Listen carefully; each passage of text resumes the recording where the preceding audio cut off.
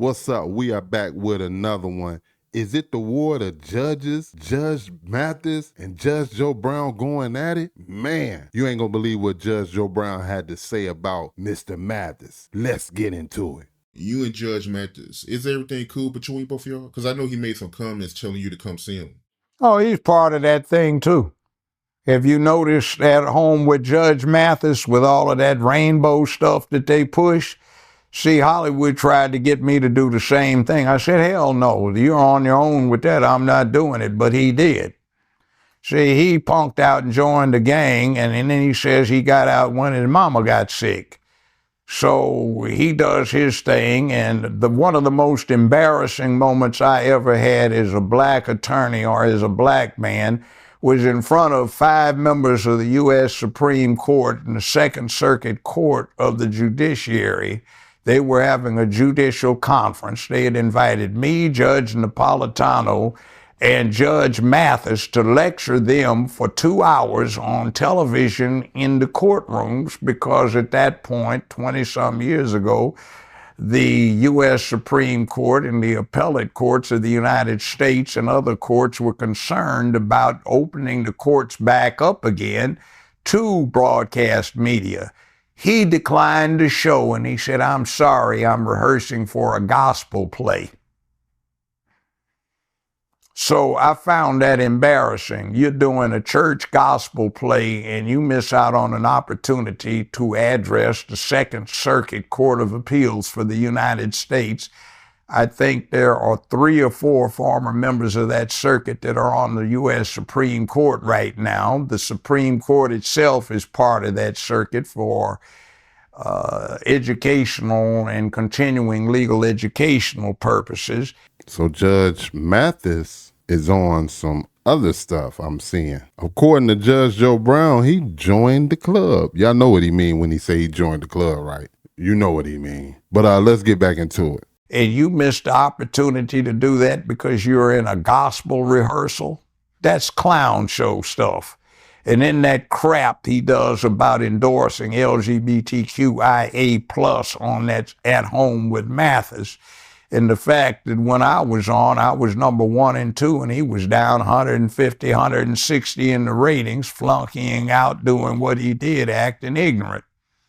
I never said anything about him, but he wanted to badmouth him because he apparently likes that Joe and Ho thing with Joe Biden and Ho Harris, and he got offended that I called his little fake negress a hoe, which she is. She's entitled to her sexual activity, but she did it for money and advantage, and that makes you a hoe if you do it for pay. Whoa, you got a point there. Do you guys agree with it? Leave it in the comments section. Let's continue. Now, bottom line is he came up and said something like, if he called my wife a hoe, he'd have to answer to me. Well, I haven't called his wife a hoe, but I hope for his sake she ain't, because, you know, if you are, I might tell you what you are. So he talked and he wanted to badmouth it, and I think he was trying to deal with bravado, but, you know, he said somebody know where I can find him in Memphis. Well, you know, you want to be a fool enough to set yourself up for that, go right ahead. I thought it was foolish, and I thought it was typical, and that's why he lasted so long. I was number 1 and number 2, the number 1 money-making show for CBS that they bragged to their stockholders was making the whole operation so profitable, and he was down there. He's one of those shows that makes low-level commercial money, and you can keep on forever, and he was amenable to pushing the rainbow cult. So he did that. See, what they do is they'd invite you to parties, and you go to the party, you know, you first get in this, and oh man, look at all the beautiful women, and then wait a minute, what's that going on over there? It's a no. And you pull your cell phone out, baby, what you doing? Look here, I'm leaving this set. You know, let me drop by and pay you a visit. So I'm getting the hell out of here. So it sounds like to me what he's saying is that it was a lot of Funny business? Funny business. Dang, man, it seems like they come at everybody and try to get them to push that agenda. I wonder why. Let's continue. And then they started inviting you back. You go back to them, not me. And see, they'd get you caught up in there and get trapped if you fell into that. They take your belt off, help you pull your britches down, your boxes, and bend you over, and, you know, you'd be part of the initiate, you know, that's a catechism, and you'd be helping that out so they could poison the minds of America with, you have no purpose, you have no cause, get rid of your masculinity, be emotional, and, you know, get upset and think somebody's supposed to take care of you. So that... Wait. Is he saying what I think he's saying? Is he insinuating like Judge? I don't know. What do you guys think? Leave it in the comment section. Let's continue. It was a poisonous thing. So, like some other people who were involved, I refused to get involved with, well, not involved, but other people who were doing stuff. I refused to get involved with that social scene in Hollywood because it's just poisonous. Just completely poisonous, and they have an agenda. So, yeah, that's Mathis. He can take his punk self somewhere else and go deal with his rainbow fixation. But all his children on a rainbow, you know, man, what have you not been doing? It's so sensitive. But anyhow, you know, I found it funny. Yeah, he called you a fake tough guy. Well, I'm a man. I've tested my personal courage and bravery. I haven't let myself down. I've been in some interesting adventures that he hasn't, and I didn't run. I've done some things in the real world he hasn't, so that's okay. I don't consider myself a tough guy. I consider myself a man. That's one thing I like about Judge Joe Brown, man. He gonna give it to you like it is, and you could definitely tell. Call him whatever you want, whatever, but you could definitely tell he in his masculine energy, and I can appreciate and respect that. But Judge Mathis, he said he a fake tough guy. Huh? I don't know, man. This is funny, man. The war of the judges. Let's continue. I've met Muhammad Ali. I had a long conversation with George Foreman. We used to hang around, you know.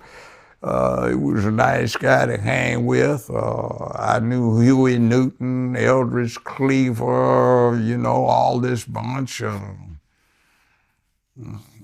Geronimo Pratt, a.k.a. G, some other people. I was a bodyguard for A-Trap Brown for a week. My good brother was probably one of the foremost martial artists in the world, and Black Belt magazine said he was probably the most dangerous human alive in North America. And if you want to look him up, that's Clifford Stewart, late of Los Angeles, Dr. Clifford Stewart.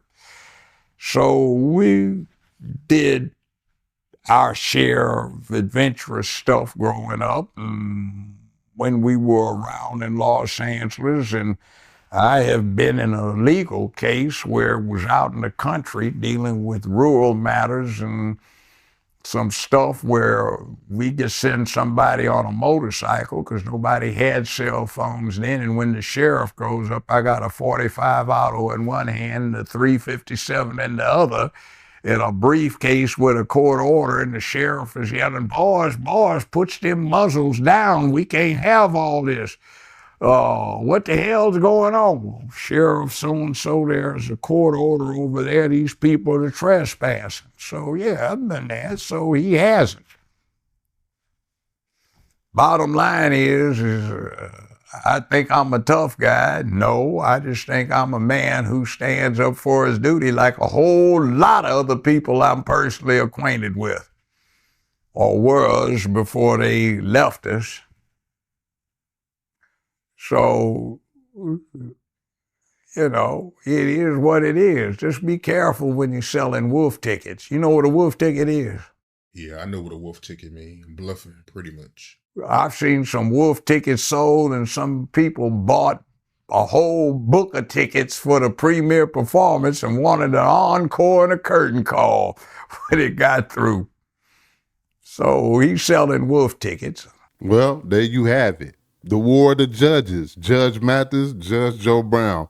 What side you got? I really got to research and find out what all Judge Mathis said. I just ran across this one right here, and I know that Judge Joe Brown be speaking from the heart. You know what I'm saying? I don't feel like he got a reason to cap, but do you?